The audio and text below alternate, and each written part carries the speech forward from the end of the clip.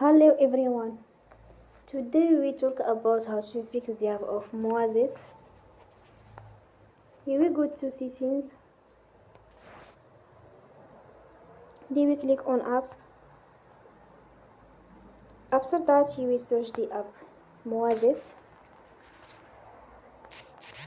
and you will click. Then you will on for stop. After that you will go to storage. Then you will click on clear cache.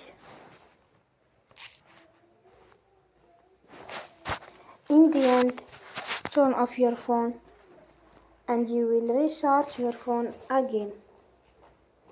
Don't forget to support us by like and subscribe. See you next time and thank you for attention.